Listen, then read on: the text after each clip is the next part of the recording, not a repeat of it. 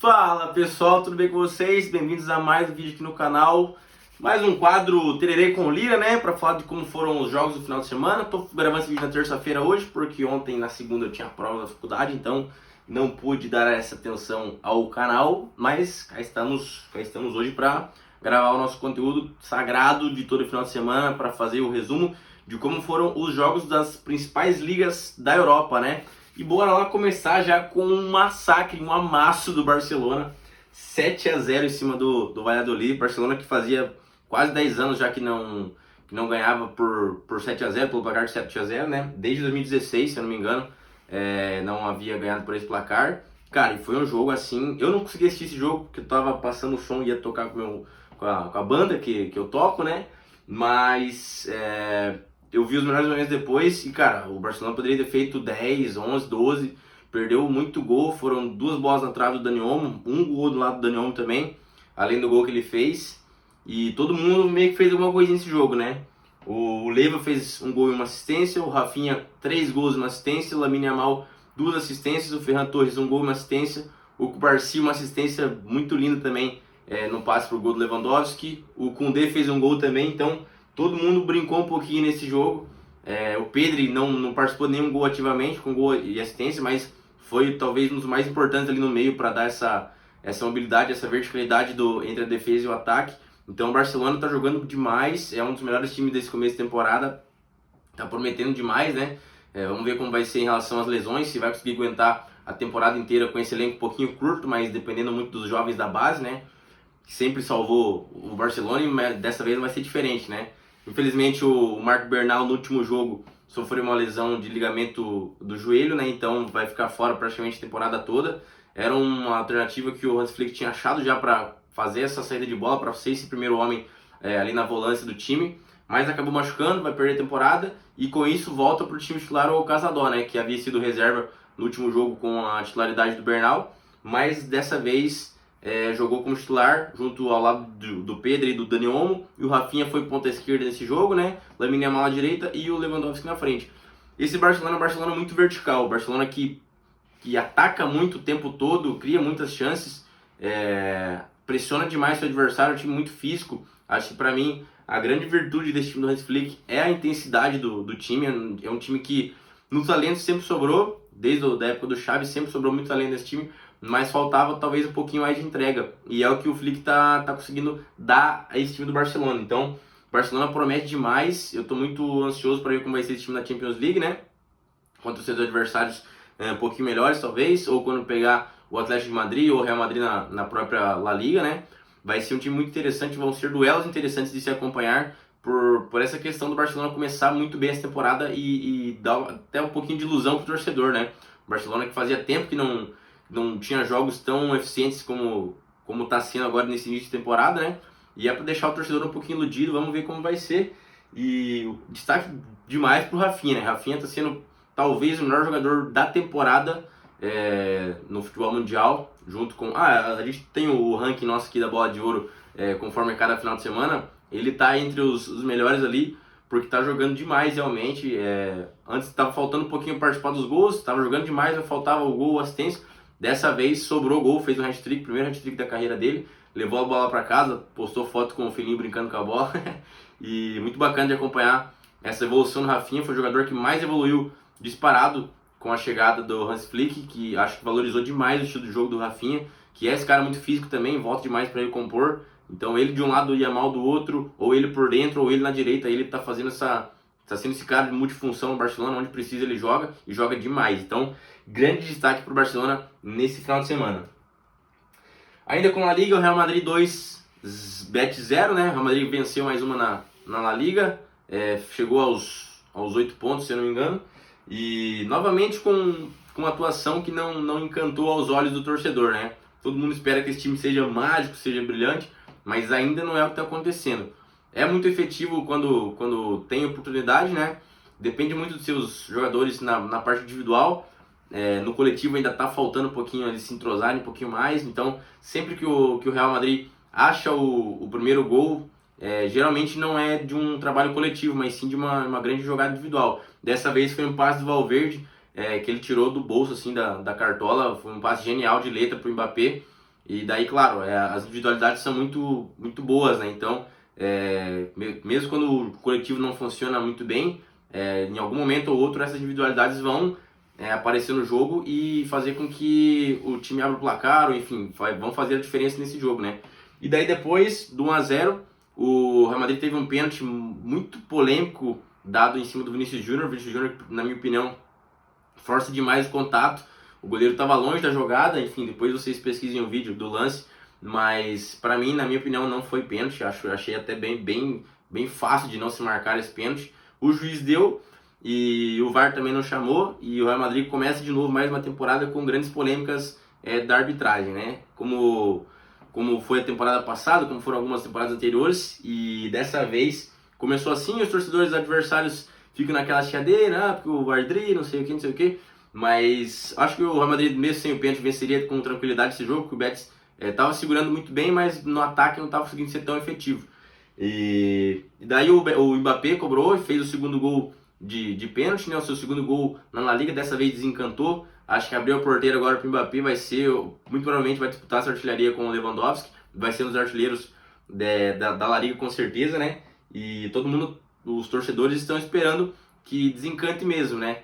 O Vinícius Júnior não fez gol nessa partida, mas enfim, sofreu pênalti e participou da jogada do primeiro gol também com um passe para o Valverde, que o Valverde deu de letra para o Mbappé. Então é um time que está aos poucos melhorando um pouquinho, está se acertando um pouquinho mais. O Ancelotti está precisando achar essa conexão entre a defesa e o meio ataque, ainda que é o grande problema desse time a temporada toda. Mas são apenas 4 jogos, 5 jogos contando a Supercopa da UEFA, né? Então tem bastante tempo para esse time se ajeitar. E o Real Madrid parece que sempre começa meio que pezinho atrás, não, começo da temporada, daí aos poucos o time vai se acertando e quando chega na Liga dos Campeões parece que esse time se transforma, né? Não em nível de jogo, mas parece que as coisas acontecem a seu favor, né? Sempre foi assim.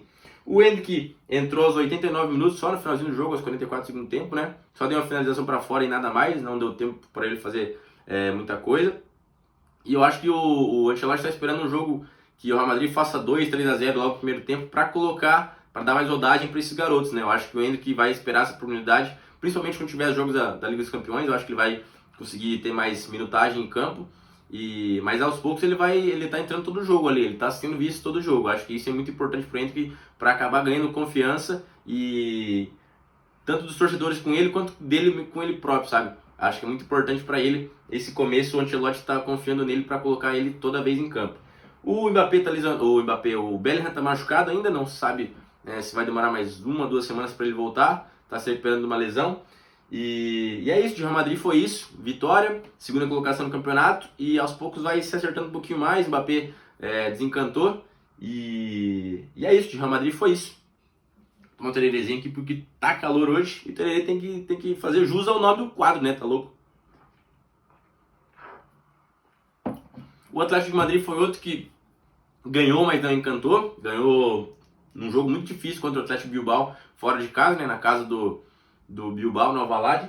Então, o Atlético também, que tem 8 pontos no campeonato, 2 vitórias e 2 empates.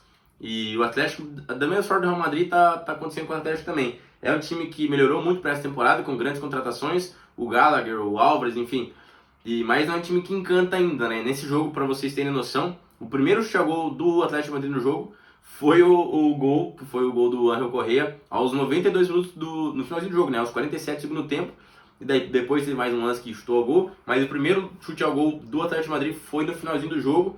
Então é um time que precisa um pouquinho mais ainda de entrosamento, talvez, de encaixe com todo o elenco, de ser um pouquinho mais efetivo, mas que está garantindo seus pontinhos aqui e acolá, né? Acho que é muito importante, quando o time não joga bem, conseguir os pontos mesmo assim. Foi o que aconteceu nesse jogo contra o Atlético Bilbao. Foi um jogo um pouquinho feio até, porque não tiveram muitas ocasiões de gol. O Atlético Bilbao finalizou uma vez só no gol e o Atlético Madrid 2. Então foi um jogo sem grandes chances assim, muito pegado, né? Um clássico sempre, um jogo muito difícil sempre de jogar na casa do Atlético Bilbao.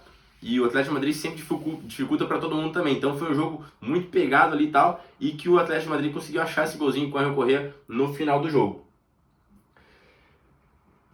De La Liga é isso. A tabela está da seguinte forma. O Real Madrid, o Barcelona é o primeiro colocado, com 100% de aproveitamento, com 12 pontos em 4 jogos. O Real Madrid, o Atlético Madrid e o Villarreal são o segundo, terceiro e quarto colocados com 8 pontos cada um. Então é um comecinho de liga que o Barcelona deu uma destoada um pouquinho, mas a gente sabe que qualquer um jogo já pode mudar isso, então é o começo de temporada para todo mundo e vamos ver como vai ser daqui para frente.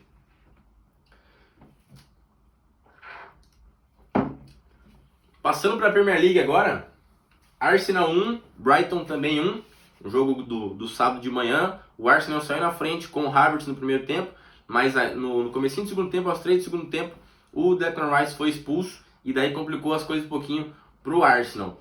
No segundo tempo, aos 58, o João Pedro, brasileiro, fez o gol de empate e daí assim prosseguiu até o final do jogo, terminou empatado esse jogo. O João Pedro, que tem 2 gols já nesse início de temporada na Premier League, 2 gols muito importantes, que foi o gol da vitória contra o United e esse gol contra o Arsenal, o gol de empate, né? Então é um cara pra gente ficar de olho, talvez até para uma seleção brasileira. Vamos ver como vai ser no decorrer da temporada. O outro jogo que teve foi o West Ham 1, Manchester City 3, mais um hat-trick do Haaland. O Haaland começou avassalador mais uma vez nessa temporada, né? Ele já tem 7 gols em 3 jogos pela Premier League, então é um cara que quando dá para fazer gol, ele encarna algum espírito nele e ele vai botar a bola na rede. Foi assim no jogo. O jogo que o Manchester City estava vencendo por 2-1 até os 70, 80 minutos, que foi quando saiu o terceiro gol. E estava muito complicado. O West Ham estava acreditando que poderia sair o gol de empate, estava pressionando. E daí no contra-ataque, uma belíssima bola enfiada pelo brasileiro Matheus Fernandes, ele conseguiu fazer o hat-trick dele, fazer o terceiro gol e meio que selar a vitória do Manchester City, né? Manchester City com 100% de aproveitamento do campeonato. É o começo que o Guardiola quer, né? Geralmente no começo o Manchester City tem alguns tropeços, geralmente no começo de suas ligas, para daí engrenar no final da temporada e ser aquela avalanche. E dessa vez já começou sendo essa avalanche, né? Então vamos ver quem que segura esse Manchester City dessa vez.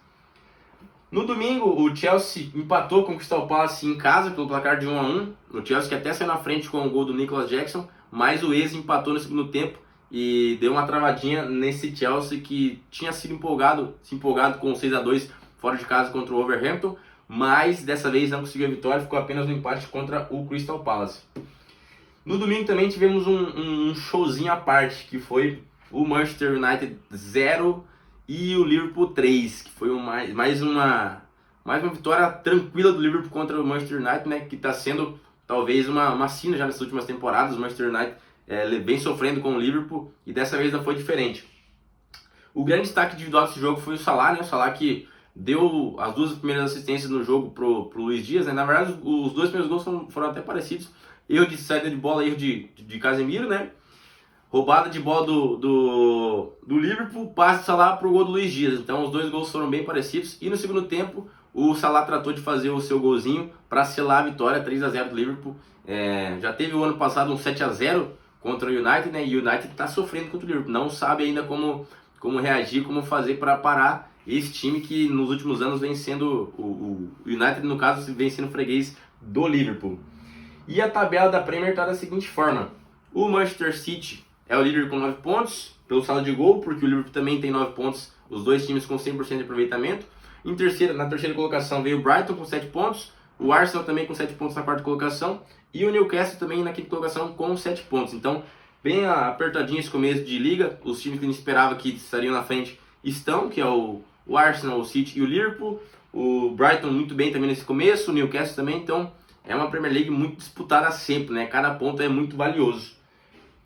Passando agora para a Série A Team italiana, né? A Inter venceu pelo placar acachapante de 4-0 a equipe da Atalanta, né? Talvez um jogo que ninguém esperava que fosse ter uma diferença tão grande assim de gols, né, para o lado da Inter de Milão. A Inter era a favorita com certeza para esse jogo, pelo momento que vive, mas a Atalanta estava vindo muito bem, até aplicou algumas goleadas. É um time que faz muitos gols, né? É um time que joga muito para frente, mas dessa vez sofreu com a Inter de Milão. Aos 10 minutos do primeiro tempo já estava 2-0, e daí nisso foi só a Inter controlar o jogo até o final, saiu mais 2 golzinhos do Thuram, então foi bem tranquilo essa vitória da Inter, que começa voando novamente a temporada, né?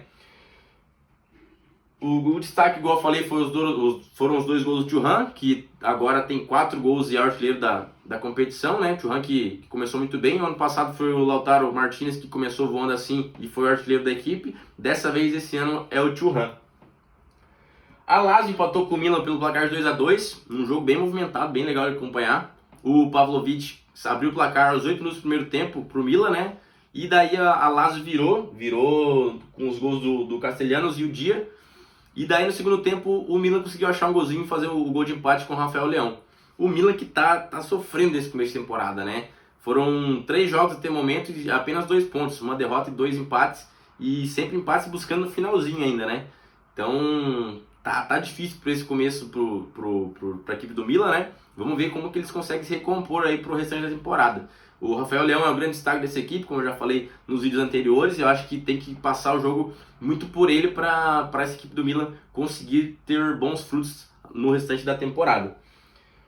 O Milan, que eu falei, está em 14º, né, e segue sem vencer no campeonato, como eu já havia comentado. É para ligar um sinalzinho de alerta aí para o restante, principalmente para esses próximos jogos da competição. Vai ter a parada da data FIFA agora, que pode ser que favoreça as equipes que estão em baixa, para dar um fôlego novo para esses times, né? E acho que para o Milan vai ser muito importante dar essa pausa e repensar algumas coisas dentro do seu estilo de jogo.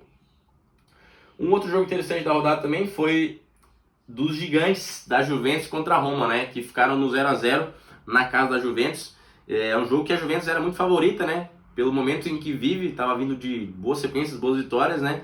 E a Roma, pelo contrário, estava vindo de maus resultados, mas acabou ficando no 0-0, né? A Roma conseguiu segurar esse empatezinho.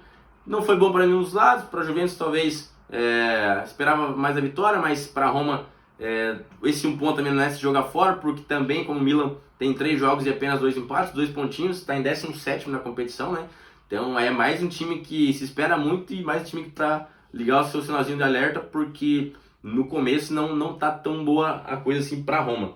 A tabela está da seguinte forma: a Inter de Milão líder com 7 pontos, 2 vitórias e um empate, né? A Juventus também com 7 pontos na segunda colocação, Torino também com 7 pontos na terceira e o Udinese também com 7 pontos na quarta colocação. Então tá tudo bem embolado nesse início do campeonato na parte de cima da tabela da Série A Team. Passando agora para a Liga Francesa, né? Falar sobre o jogo do PSG contra o Lille. O PSG venceu fora de casa do Lille pelo placar de 3-1. O PSG saiu na frente, 2-0. O Lille fez um golzinho, até chegou a fazer um gol de empate, mas foi anulado. E daí no final do jogo a equipe do PSG conseguiu garantir a vitória pelo placar de 3-1. O PSG que vem sobrando, né? Vem voando nesse começo de temporada também. Os gols do PSG foram do Vitinho, do Barcola e do Kolo Muani. E o gol de honra do Lille foi do Zegrova, né? Então, muito bom esse início de temporada do PSG. O Barcola, um grande destaque desse time, que já tem 4 gols, é o vice-artilheiro da competição. O artilheiro é o Greenwood, né? Ex-Manchester United, que agora está no Marseille, que tem 5 gols, está tentando se reencontrar o seu futebol. Mas é isso, de campeonato francês é isso. A tabela está da seguinte forma: PSG é o líder com 9 pontos, 100% de aproveitamento até agora, né? E eu acho que vai ser assim por um bom tempo. Acho que vai ser difícil o PSG perder pontos. Pontos no empate pode até ser, derrota talvez, mas eu acho que vai sobrar novamente, vai ganhar essa liga com os pés nas costas, como é durante vários anos na França, né? O Marseille é o segundo, daí tem 4 times com 7 pontos do segundo ao quinto, né? O Marseille, o Nantes, o Lens e o Mônaco. Então, esses 5 times formam aí os 5 primeiros colocados da Liga Francesa. Na Bundesliga, tivemos um acontecimento muito inesperado. O Leverkusen perdeu depois de mais de um ano, na verdade, sob o comando de Xabi Alonso, né? Perdeu na Liga Alemã, na Bundesliga, e foi uma derrota num jogaço, tá? O Leverkusen abriu 2-0, saiu ganhando pelo placar de 2-0 com os gols dos 2 alas, né? Do Frimpong e do Grimaldo. E daí viu o campo descontar no finalzinho do primeiro tempo, nos acréscimos já. E no segundo tempo o Openda fez os 2 gols da virada, que garantiram esses 3 pontos para o Leipzig, né? Então, depois de muito tempo, o Leverkusen sofreu essa derrota a primeira da era Xabi Alonso na Bundesliga. Pode ser até que fique uma data marcada aqui como a primeira derrota do Xabi Alonso depois de mais de um ano no comando da equipe do Leverkusen, né? Mas, enfim, foi um jogaço para quem assistiu. Na Bundesliga é muito legal, eu gosto muito de assistir por causa disso, né? É um jogo sempre muito movimentado, é gol para lá, gol para cá, virado no final, enfim, é muito bacana de acompanhar. Porém, não foi assim no jogo do Werder Bremen contra o Dortmund, né? O placar foi 0-0, muito atípico esse placar para ser uma Bundesliga, né? Geralmente, igual eu falei, é uma liga com muitos gols, mas ficou 0-0, empate sem gols, com uma expulsão do Schlotterbeck aos 73 minutos. Então, o Dortmund começou bem a temporada, mas dessa vez não conseguiu a vitória contra o Werder Bremen fora de casa. Outro jogo da rodada dos grandes foi o Bayern de Munique, né, vencendo o Freiburg pelo placar de 2-0, gols de Harry Kane e do Thomas Müller, e o Bayern que não está sendo o Bayern que a gente espera, né, avassalador, com várias goleadas, mas que está conseguindo ser efetivo, né, está conseguindo marcar os seus pontinhos. Acho que é muito importante para o Kompany começar pontuando, né, até porque ano passado o Bayern, como todo mundo sabe, ficou na terceira colocação da Bundesliga, né, atrás do Leverkusen, que foi o campeão, do Stuttgart, que foi o segundo colocado, e vem com uma pressão muito maior que o normal para essa temporada, né? O Bayern que sempre sobra na Bundesliga e na Alemanha, e dessa vez passou uma temporada sem título depois de muito tempo, então é uma pressão a mais para esse time do Kompany. E a tabela está da seguinte forma: com 6 pontos temos 3 equipes, né? O Heidenheim, que veio da segunda divisão, tem 2 vitórias já, e é o time com o melhor saldo de gol, tem 6 gols a favor e nenhum contra, não sofreu gol ainda nesses 2 jogos. O Bayern de Munique tem os 6 pontos também, venceu as 2, e o Leipzig também venceu as suas 2 partidas. O Dortmund é o quarto colocado, com uma vitória e um empate com 4 pontos, e o Union Berlin também é o quarto colocado, com uma vitória e um empate. Na Liga Portuguesa, tivemos um clássico no final de semana, né? A gente tem os 3 maiores times, que são o Benfica, Sporting e Porto, e 2 deles se enfrentaram, que foi o Sporting em casa contra o Porto. E deu o Sporting que é um dos favoritos, o grande favorito, na verdade, para essa Liga Portuguesa, assim como foi a temporada passada. Tem como seu grande nome o Gyökeres, que é o camisa 9, que, cara, eu assisti esse jogo e ele é um absurdo, assim, vai ser a última temporada dele, muito provavelmente, pela equipe do Sporting, porque os gigantões da Europa muito provavelmente estão de olho nesse jogador, que é uma máquina, cara. Ele é muito forte, ele é muito rápido, ele lembra o Haaland no seu estilo de jogo, mas ele tem, pra mim, um pouquinho mais de refino. Ele não é tão rápido e tão forte quanto o Haaland, mas ele é muito rápido e muito forte, e talvez ele tenha mais um refino com a bola no pé, ele seja tem um pouquinho mais de qualidade. E, cara, é um jogador que me espanta, assim, como ele tem facilidade de ganhar suas jogadas. Ele fez o gol de pênalti que abriu o placar, uma jogada pela ponta direita, estava lá na ponta, não estava como camisa 9, né? Ele tem como característica sair um pouquinho mais da área também, abrir nas pontas, e dessa vez foi o que aconteceu pro gol do Sporting. Ele abriu na ponta direita, recebeu uma jogada, ganhou, fez um drible, ganhou na velocidade e sofreu o pênalti que ele próprio bateu e converteu.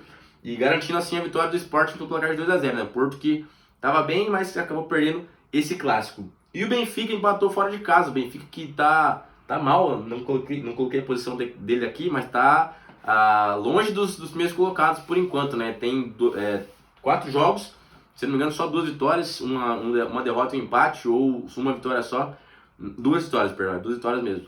Mas o Benfica que tá devendo, tá vendo seus adversários, os gigantões de Portugal, fazer seus pontos e ficar um pouquinho para trás deles, né? E a tabela tá da seguinte forma: o Sporting é o líder com 100% de aproveitamento, com 12 pontos em 4 jogos. O Porto e o Vitória estão empatados com 9 pontos na segunda e terceira colocação, e o Porto está na frente pelo saldo de gol, né?